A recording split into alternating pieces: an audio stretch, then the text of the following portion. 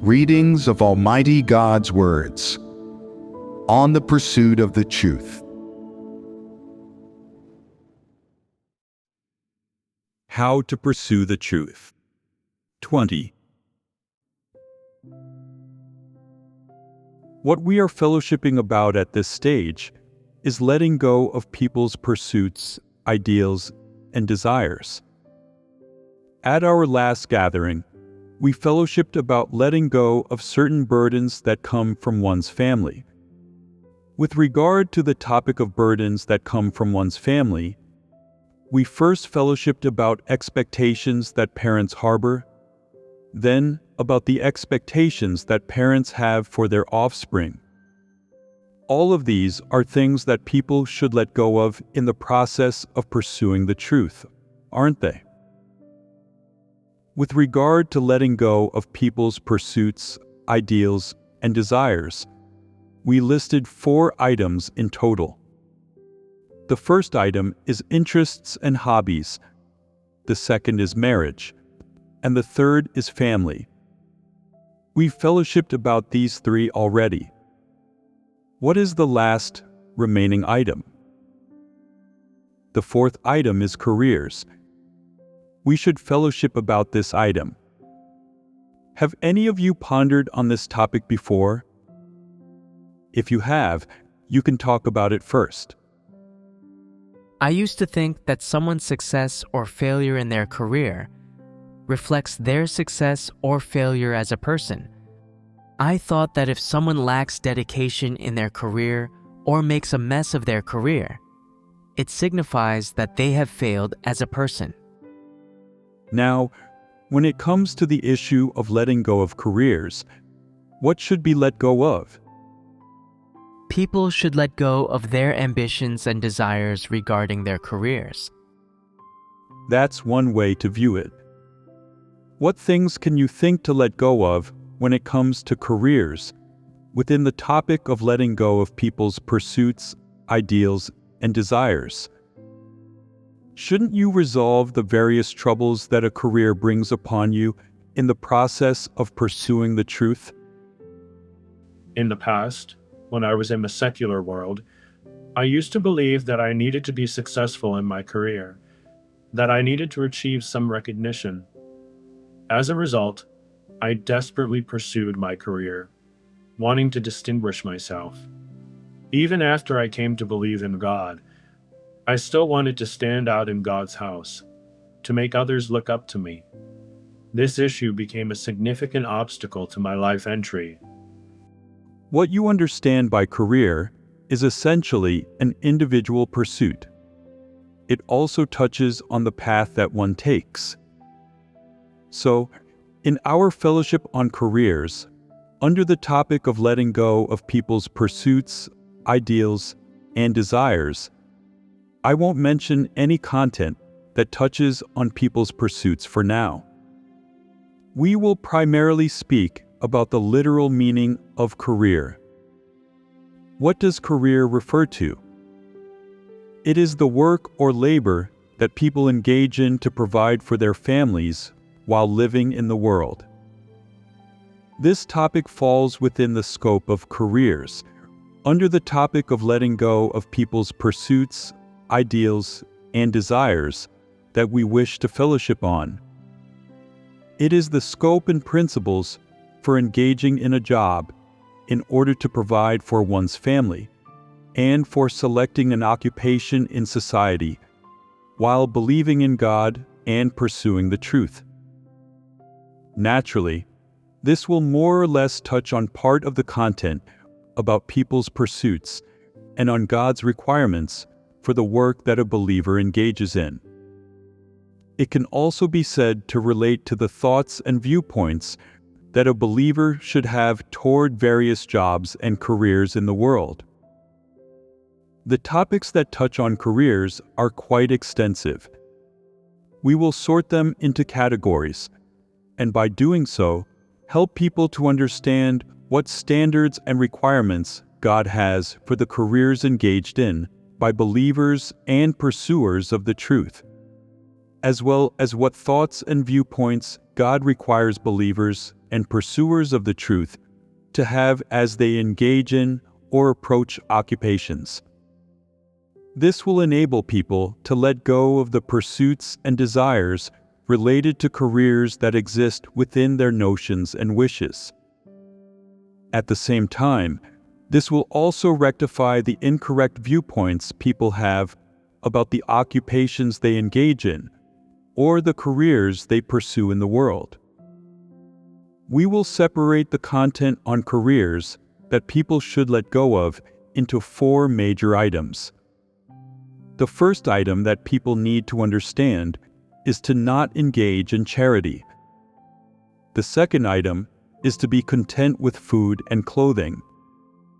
The third item is to stay away from various social forces. The fourth item is to stay away from politics. We will fellowship about issues related to letting go of careers based on the content of these 4 items. Have a think. Does the content of these 4 items have any relevance to what you've been fellowshipping about?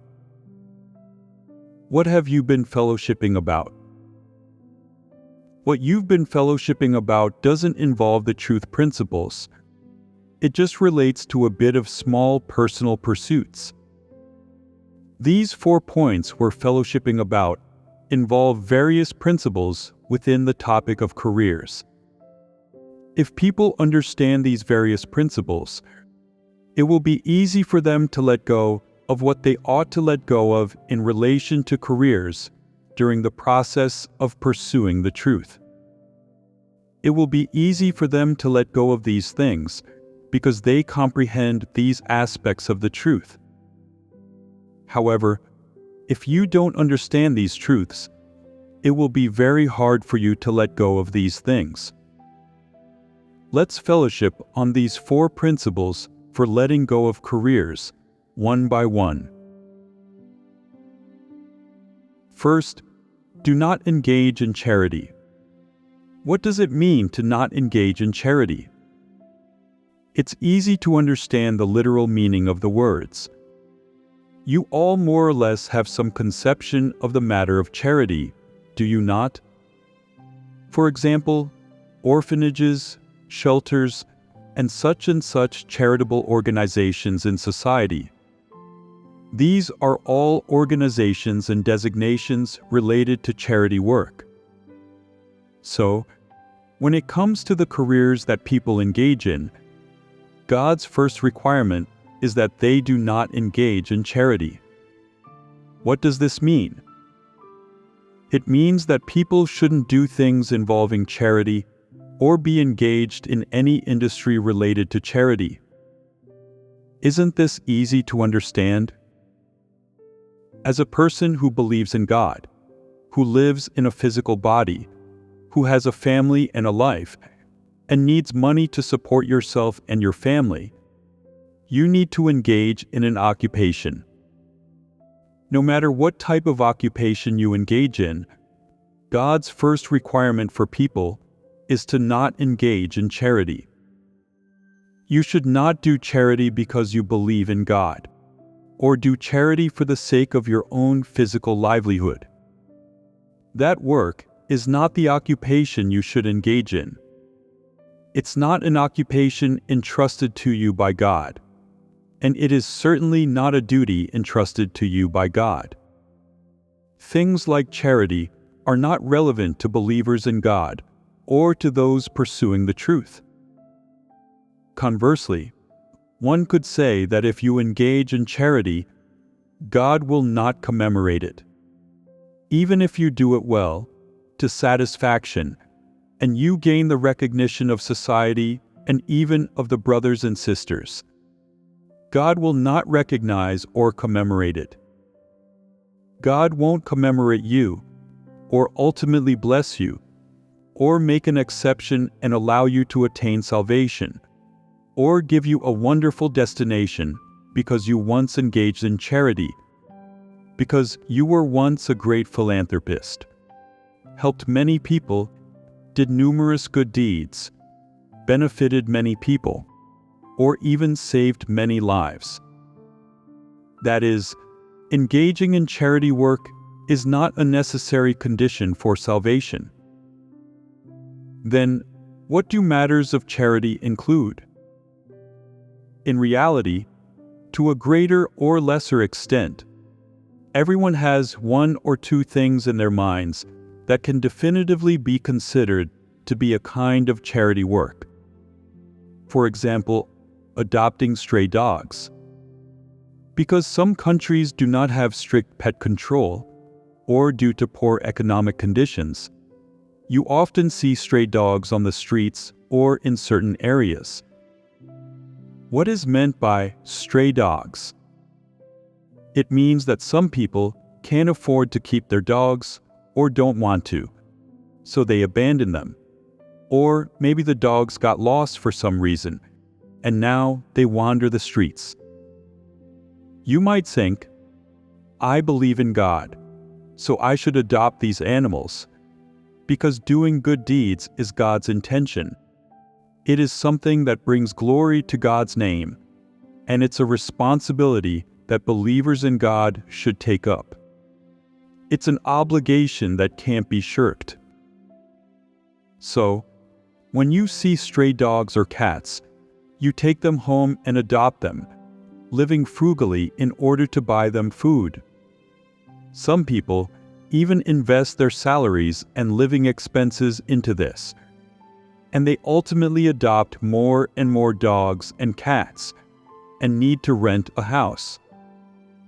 In doing so, the money for their own living expenses becomes increasingly insufficient, and their salary doesn't cover it anymore, so they have no other option but to borrow money. But no matter how tough things get, they feel that this is an obligation they cannot shirk, a responsibility they cannot cast aside, and that they should regard it as a good deed and do it accordingly. They think that they're practicing the truth and upholding the principles. They spend a large amount of money, energy, and time adopting these stray cats and dogs in order to engage in the work of charity, and they feel very at ease and accomplished in their hearts. They feel really good about themselves, and some people even think, "This is glorifying to God. I am adopting creatures that God has made. This is an immeasurably good deed, and God will surely commemorate it." Are these thoughts correct? God has not entrusted you with this task. It is neither your obligation nor your responsibility. If you come across stray cats or dogs, and you take a liking to them, adopting one or two is fine.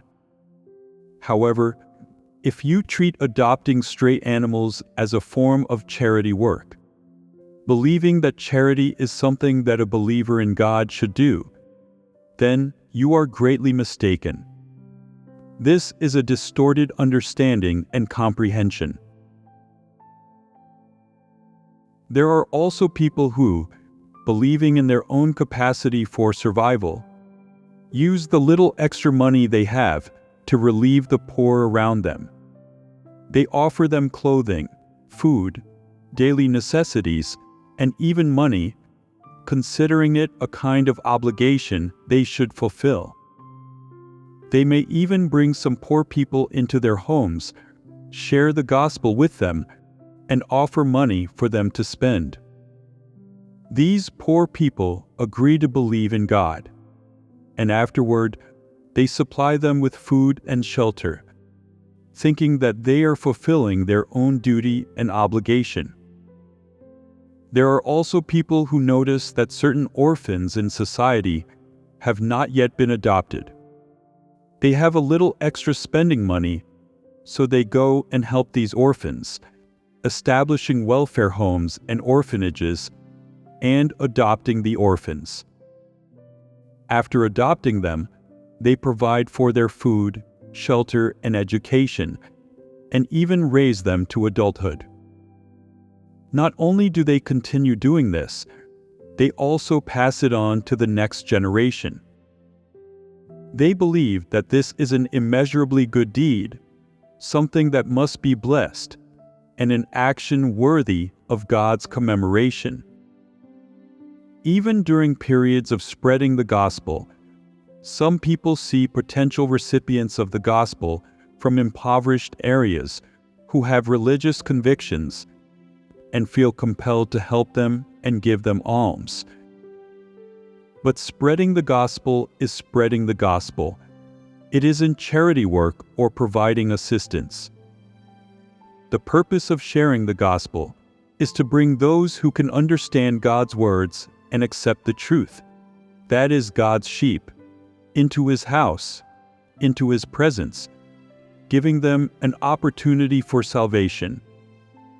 It's not about aiding impoverished people so they can have something to eat and wear, so they can have the life of a normal person and not starve. Therefore, from any perspective and in any regard, whether it's giving aid to pets or animals, or assisting impoverished individuals, or those who can't meet their basic needs, this matter of engaging in charity is not what God requires as part of the duty, responsibility, or obligation a person should fulfill. It is unrelated to people believing in God and practicing the truth. If people have a kind heart and are willing to do this, or occasionally come across particular people who need assistance, they can do it if they are able. However, you shouldn't see this as a task entrusted to you by God. If you have the ability and the conditions, you can help on occasion, but this merely represents you personally, not God's house, and certainly not God's requirements. Of course, doing this doesn't mean you've satisfied God's intentions, and it certainly doesn't mean that you are practicing the truth. It simply represents your personal conduct. If you do it on occasion, God won't convict you for it, but He won't commemorate it either. That's all. If you turn it into a career, opening nursing homes, welfare homes, orphanages, animal shelters, or even stepping forward during times of disaster and raising funds from the brothers and sisters in the church or from the community to donate to disaster-stricken areas or people, how well do you think you're doing? Furthermore, some people, when certain places experience earthquakes, floods, or other natural or man-made disasters, approach the church to solicit donations from the brothers and sisters. Worse still, some even use offerings to assist these disaster-stricken places and people. They believe that this is the obligation of every believer, and an obligation that the church, as a social community organization, should fulfill.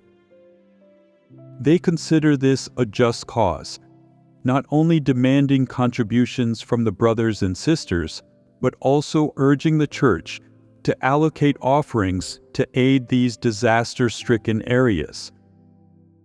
What do you think of this? It is bad. Is it merely bad?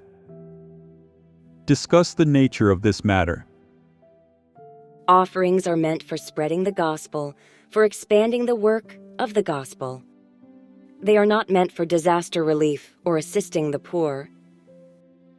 Disaster relief is unrelated to the truth. Doing it doesn't signify that the truth is being practiced, and it certainly doesn't bear witness to a change in disposition. Some people believe that since everyone lives on the same planet, the inhabitants of Earth form one big family, and when one party is in trouble, others should band together to provide support. They think they should fully make it, so people in a disaster area feel the warmth of their fellow human beings and experience warmth and assistance from the church. They consider this an immeasurably good deed, an act that honors God, and a wonderful opportunity to bear witness to God. Some people, when you require that they stick to the principles while doing duties and align their practices with God's words and work arrangements, feel unenthusiastic and unmotivated. They don't contemplate these things in their heart. But as for devoting offerings to provide aid to the people of impoverished or backward nations, buying them equipment for the performance of duties, and helping them to lead a life of sufficient food and clothing, they become particularly enthusiastic and eager to get to work, wanting to do more and more. Why are they so enthusiastic? Because they wish to become great philanthropists. As soon as a great philanthropist is mentioned, they begin to feel especially noble. They feel particularly honored to sacrifice their efforts for the sake of these poor people's lives and exercise their own light and warmth. They feel extremely excited about it, and consequently, some people are especially willing to engage in these activities. But what's the purpose behind this remarkable willingness to do these things? Is it really to honor God? Does God need this kind of honor? Does God need this kind of testimony? Can it be that God's name will suffer humiliation if you don't give money or provide assistance? Will God lose His glory? Is it possible that God will be glorified when you do this? Will He be satisfied? Is this the case? No, it isn't. Then what's the deal? Why are these people so willing to do this? Is their intention to satisfy their own vanity? It's to get a thumbs up from those they've helped, to be commended for their generosity, magnanimity, and wealth. Some people always have a heroic spirit. They wish to be saviors. Why don't you save yourself? Do you know what kind of thing you are? If you have the ability to save others, why can't you save yourself? If you're so generous, why not sell yourself and give the money to those people to help them? Why use offerings? If you have this ability, you should stop eating and drinking, or eat only one meal a day, and use the money you save to help those people, to let them eat well and dress warm. Why do you misuse God's offerings? Is this not being generous at the expense of God's house? Being generous at the expense of God's house, earning the title of great philanthropist from others, satisfying your own vain desire to be needed by others. Is this not shameless? Since this is a shameless affair, should it or should it not be carried out? The nature of God's house expanding the gospel is not to do charity.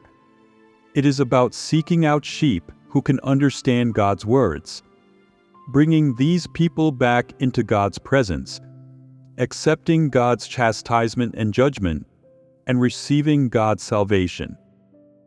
This is cooperating with God's management plan for saving humankind, not engaging in charity, not offering assistance or preaching the gospel wherever there's poverty.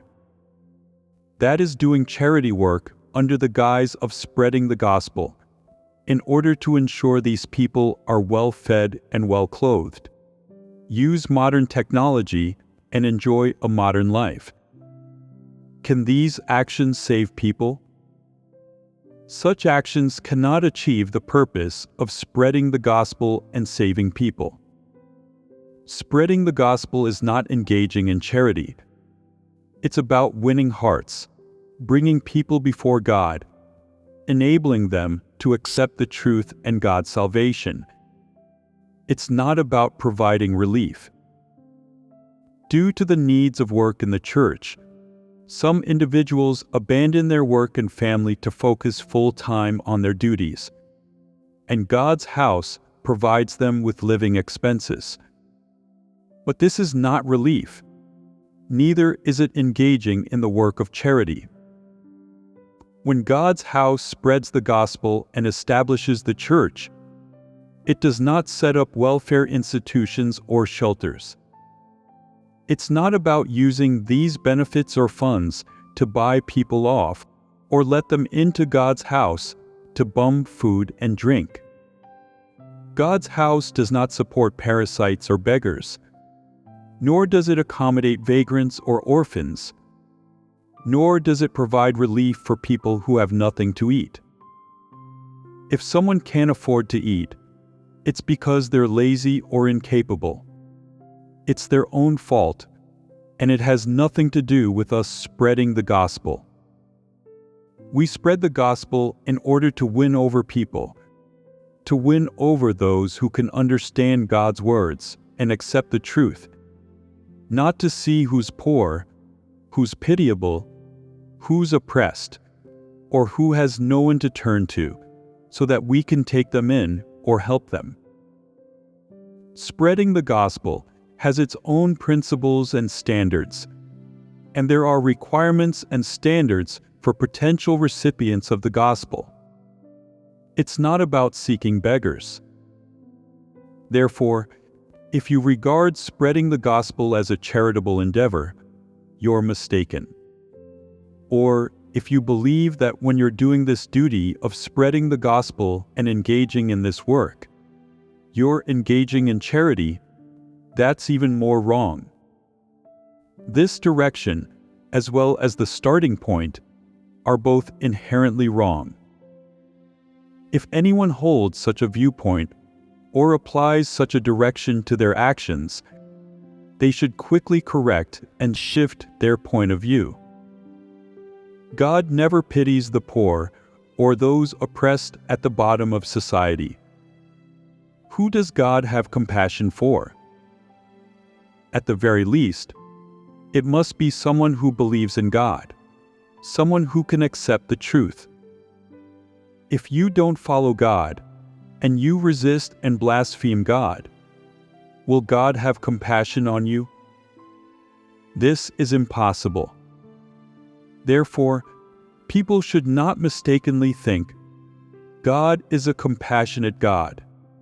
He pities those who are oppressed, who are unpopular, who are put down, who are marginalized and have no one to turn to in society. God pities them all, and God lets them enter into His house. This is wrong. This is your notion and imagining. God has never said or done things like that. It is merely your own wishful thinking, your ideas of human kindness, which are unrelated to the truth. Look at the people whom God chose and brought into His house. Regardless of their social class, did God pity or feel sorry for anyone because they had nothing to eat and bring them into His house? Not a single one. On the contrary, those people who were chosen by God, no matter their social class, even if they were farmers, there are no instances of them being unable to eat, and no beggars among them. This is a testament to God's blessings. If God has chosen you, and you are one of God's chosen people, He will not let you become so destitute that you can't afford to eat, or get to the point where you have to beg for food. Instead, God will provide you with clothing and food in abundance. Some people who believe in God always carry certain misconceptions with them.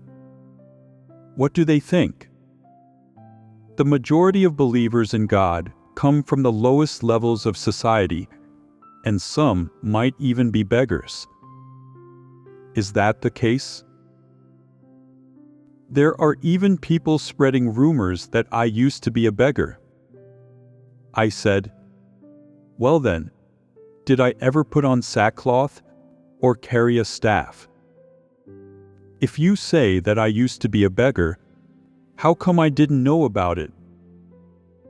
I'm the one we're talking about, yet even I don't know. This is completely nonsensical."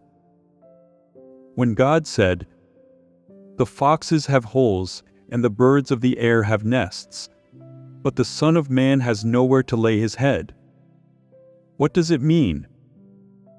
Is God saying that he became a beggar? Is he saying that he was unsupported and couldn't afford to eat? He isn't. Then what does this statement mean? It means that the world and humankind had abandoned God. It shows that there was no place for God, and God came to save humankind, yet they did not accept him. No one was willing to receive God. This statement points to the ugly side of corrupt humankind and reflects the suffering that God incarnate endured in the human world. When God said this, some people think, God likes beggars, and we are much better off than beggars, so our status is more elevated in God's eyes.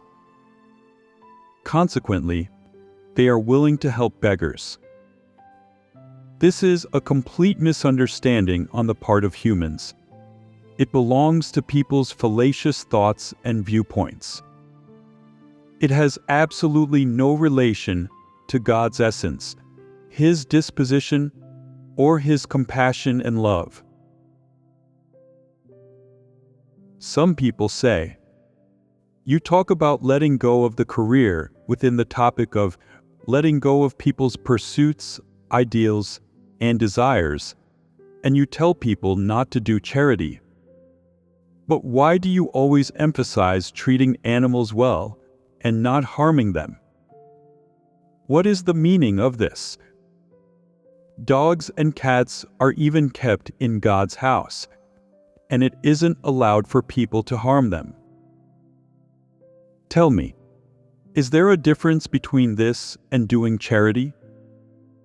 Are they the same thing? What's going on here?" Not harming various types of animals is an expression of normal humanity. This is an expression of normal humanity. Then what should the practice and manifestation of normal humanity be? Since one chooses to keep them, they have to fulfill their responsibility. Fulfilling one's responsibility. Is there anything more specific? They have to take care of them. That's a specific action. What principles should be followed? This involves the truth. Let me explain, and you listen and see if it involves the truth. Caring for the creatures God has created is an expression of normal humanity. More concretely, it means fulfilling your responsibility toward them and taking good care of them. Since you have chosen to keep them, you must fulfill your responsibility. Pets are meant to be kept and cared for by humans. They are unlike wild animals that don't need you to take care of them. The greatest respect and care you can show wild animals is to avoid intentionally destroying their habitat and to not hunt or kill them. As for the domestic fowl, livestock, or pets that people can keep in their homes, since you choose to keep them, you should fulfill your responsibility. That is, based on your circumstances, accompany them for a bit if you have time, and if you're busy, just ensure that they are fed and comfortable. In essence, you should cherish them. What does it mean to cherish them? Respect the life God has created and care for the creatures He created. Cherish them, care for them. This isn't charity. This is treating them properly.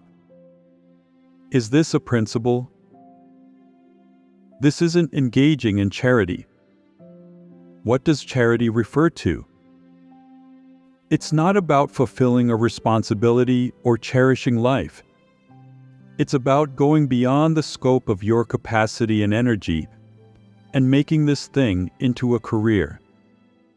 This has nothing to do with raising pets. If someone can't even muster basic love or responsibility for the pets they keep, what kind of person are they? Do they possess humanity? At the very least, this person lacks humanity. In reality, dogs and cats don't place very high demands on people. Regardless of how deeply you love them, or whether you like them or not, at the very least, you should be responsible for taking care of them. You should feed them on time and avoid mistreating them. That's enough. Depending on your economic situation, whatever food or living situation you can afford, you should provide to them. That's it. Their survival conditions do not demand a lot. You should just refrain from mistreating them. If people can't even muster this little bit of love, it shows how lacking their humanity is. What does mistreatment entail? Hitting and scolding them for no reason, not feeding them when they need to be fed, not walking them when they need a walk, and not taking care of them when they're sick. If you're unhappy or in a bad mood, you take your anger out on them by hitting and scolding them. You treat them in a way that isn't human. That's mistreatment. If you avoid mistreatment and can simply fulfill your responsibility, that's enough. If you don't even have this bit of compassion to fulfill your responsibility, then you shouldn't keep a pet. You should release it. Find someone who likes it, and let them take care of it. Give it a chance to live. Some people who keep dogs aren't even able to refrain from mistreating them. They keep dogs with the sole purpose of venting their frustrations, using these dogs as an outlet when they're in a bad mood or their spirits are low and they need to let off steam. They don't dare to hit or scold another person. They fear the consequences and liabilities they'll have to bear. They happen to have a pet at home, a dog, and so they vent their frustrations on the dog. Because after all, it doesn't understand and won't dare resist. Such people lack humanity. There are also people who keep dogs and cats, but can't fulfill their responsibilities. If you don't like it, then don't keep a pet. But if you choose to keep it, you have to fulfill your responsibility. It has its own life and emotional needs. It needs water when it's thirsty and food when it's hungry. It also needs to be close to people and to be comforted by them. If you're in a bad mood and you say, "I don't have time to pay attention to you," go away. That's not good treatment for a pet. Is there conscience or reason in this? Some people say, "How long has it been since you last bathed your dog and cat? They're so dirty." Humph, bathe them? I don't even know who's going to bathe me. When it's been days since I last bathed, no one seems to care. Is this humane? Or does it reflect any human sensibility? Regardless of whether they're in a good mood or not, when a cat or dog rubs up against them and is affectionate to them, they just kick it away with their foot, saying, Go away, pest. Just like a debt collector. There's always trouble when you are around. You only want something to eat or drink. I'm in no mood to play with you. If you don't even have a little bit of compassion, then you shouldn't keep any pets. You should release them straight away. That cat or dog is suffering because of you. You're too selfish and don't deserve to have pets. Whenever you keep a cat or a dog, their food and water depend on your care. You should understand this principle. Why are you competing with animals? You say, I have no one to give me a bath. Who's going to bathe me? Who's going to bathe you? You're a human. You should bathe yourself. You can take care of yourself, but the cats and dogs need your care because you're raising them. And because you're raising them, you have an obligation to take care of them. If you can't even fulfill this obligation, then you don't deserve to keep them. What need is there to compete with them? You even say, I take care of you, but who is taking care of me? When you're in low spirits, you come to me for comfort. When I'm feeling down, who comforts me? Aren't you a human? Humans should self-regulate and self-adjust. Cats and dogs are much simpler. They can't self-regulate, so they need humans to comfort them. This is the distinction between how you treat animals and doing charity. What is the principle for how you treat animals? Cherish life, respect life, and do not mistreat them. In dealing with all things God has created, keep to their natural laws. Treat various creatures created by God correctly in accordance with the laws He has set. Maintain proper relationships with all kinds of creatures, and don't destroy or squander their habitats. These are the principles for respecting and cherishing life. However, the principles for respecting and cherishing life are not about doing charity. This is a principle from among the universal laws set by God that every created being should adhere to. But following this principle does not equate to performing acts of charity. But some people ask, why doesn't God let us do charity with respect to a career? If He doesn't let us do charity, then what should be done in society about those people or living things that need assistance? Who will come to their aid? Does it have anything to do with you who comes to their aid? It has nothing to do with us. Aren't you a member of humanity? Does it have anything to do with you?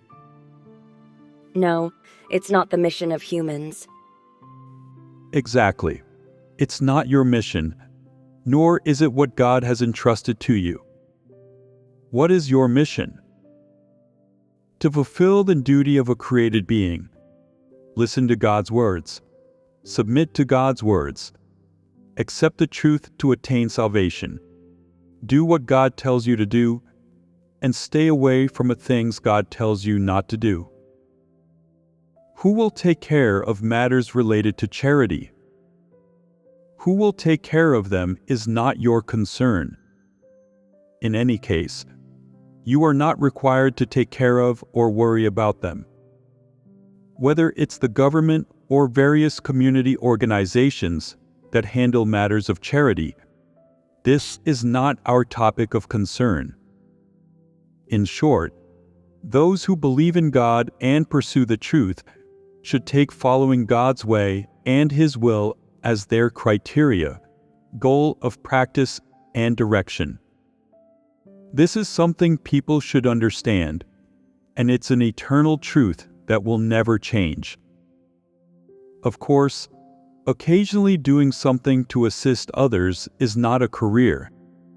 It's an occasional action, and God doesn't hold it against you. Some people ask, doesn't God commemorate such things? God does not commemorate them. If you once gave money to a beggar, or to someone without the fare to get home, or assisted a homeless person, if you occasionally did something like this, or even just a few times in your lifetime, then in the eyes of God, does He commemorate such things? No, God doesn't commemorate them. How then does God appraise these actions? God does not commemorate or condemn them. He does not appraise them. Why? They have nothing to do with pursuing the truth. These are personal actions that have no relevance to following God's way or carrying out His will. If you are personally willing to do them, if you do something good out of a momentary burst of goodwill or temporary prodding of your conscience, or if you do something good in a moment of enthusiasm or impulse, whether you regret it later or not, whether you receive a reward or not, it has no relevance to following God's way or carrying out His will. God does not commemorate it, neither does He condemn you for it. What does it mean that God doesn't commemorate it? It means God won't exempt you from His chastisement and judgment over the course of your salvation, because you once did this thing. Neither will He make an exception and let you become saved, because you did some good or charitable deeds. What does it mean that God doesn't condemn you for it? It means that these good deeds you did have nothing to do with the truth. They only represent your own good behavior. They do not go against God's administrative decrees, nor do they infringe upon anyone's interests. Of course, they don't humiliate the name of God either, let alone glorify His name. They do not violate God's requirements, nor do they involve going against God's intentions, and they certainly don't involve rebelling against God. Consequently, God will not condemn you for them. They merely represent a kind of personal good deed. Although such good deeds may gain praise from the world and recognition from society, in God's eyes, they have no connection to the truth. God does not commemorate them, nor does He condemn one for them, which means that before God, these actions do not amount to much. However, there is one possibility, that is, if you save someone and provide them financial assistance or some form of material aid, or even offer them emotional help, and you enable that evil person to succeed in their efforts, allowing them to commit more crimes and pose a threat to society and humanity, resulting in certain losses, then that would be a different matter altogether. In the case of an ordinary charitable act, God's viewpoint is that He neither commemorates nor condemns it. But the fact that He neither commemorates nor condemns it doesn't mean that God supports or encourages you to engage in charity work. Regardless, it is still hoped that you won't invest your energy, time, and money into matters completely unrelated to salvation or to practicing the truth and doing your duty, because you have more important things to do. Your time, energy, and life are not meant for charity work, and they're not meant to showcase your personal character and charisma through a career of charity. Especially for those who open factories, manage schools, or run a business, with the purpose of providing basic needs for more impoverished people, or helping them realize their ideals. they do these things to assist the poor. If you choose to assist the poor through these methods, it will undoubtedly consume a significant amount of your time and energy. You'll end up spending and using up a significant chunk of time and energy in your life on this cause, and consequently, you will have little time to pursue the truth. You may even have no time to pursue the truth, and you certainly won't have the opportunity to do your own duty. Instead, you'll squander your energy on people, events, and things unrelated to the truth or church work. This is foolish behavior. This foolish behavior boils down to some people always wanting to change human destiny and the world through their own good intentions and a few limited abilities.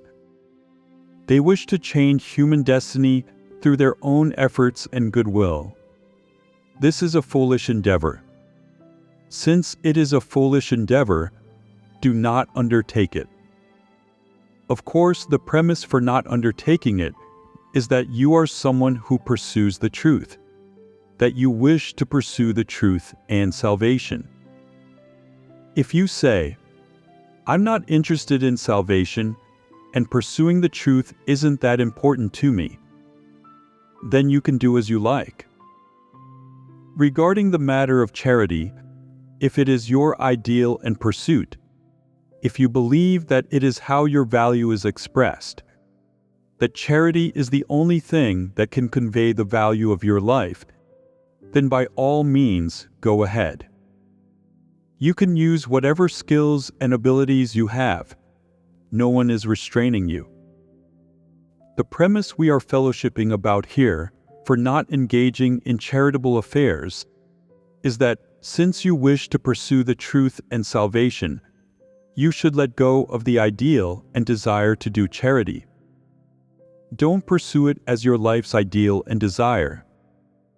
Do not engage in this affair on a personal level, and God's house will not engage in it either. Of course, there is one situation in God's house, that is, caring for the home lives of certain impoverished brothers and sisters. This comes with a premise. I think all of you are aware of this premise. It isn't charity, it's a work arrangement internal to God's house with respect to the lives of brothers and sisters. It's unrelated to engaging in charity. In God's house, apart from not engaging in charity, there is also no involvement in any of society's charitable activities. For example, God's house does not build schools, open factories, or run businesses. If anyone opens factories, builds schools, runs a business, or participates in any commercial activities, in the name of securing economic resources for the normal operation of church work, all of this goes against the administrative decrees of God's house and should be checked. So, what is the financial source for the operation of the work of God's house? Do you know? It comes from the donations of brothers and sisters, from offerings to sustain the normal operation of the work. What does this imply? The money donated by brothers and sisters, their donations to God, are offerings. And what is the use of an offering? It is to safeguard the normal operation of the church's work. Of course, there are various expenses associated with this normal operation, and these expenses should be managed according to the principles, and should not violate these principles. Consequently, when the work of the church involves financial issues, and some leaders and workers squander offerings and cause significant losses to those offerings, God's house will impose severe punishment for them. Why will there be severe punishment? Why does no one who squanders offerings get away with it? because God's offerings are given by brothers and sisters to God, and only God may enjoy them. In another respect, these offerings are meant to maintain the proper operation of the work of God's house. If leaders or workers squander the offerings, it will directly lead to the work of God's house being impacted and suffering loss. This disrupts and disturbs the work of God's house, so the house of God must impose severe punishment. Tell me, should God's house impose severe punishment? Yes. Why should it do so? Why must it impose severe punishment? Squandering offerings is behavior belonging to antichrists. A person's attitude toward offerings is reflective of their attitude toward God. If this person can squander offerings, it indicates that they are entirely without a God-fearing heart. What you have said is indeed one aspect. Today, let's fellowship for a bit about this matter of why severe punishment is necessary for those who squander offerings.